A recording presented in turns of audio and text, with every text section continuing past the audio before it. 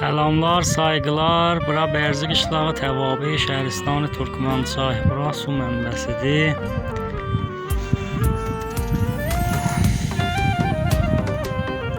Bu kəndin 5 dənə şəhidi var. Kulli Çambalov İsa'ya ki, ikisi Əbdullahidir, biri Rizai Əbbəlin şəhidi bu kəndidir.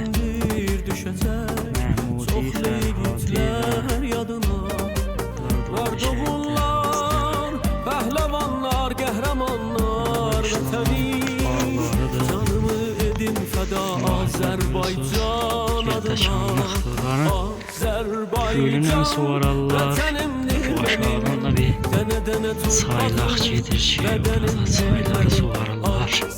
Faiz nəsli o tay qəribətlərin üstündəki balısındakı kəndin və iyrələ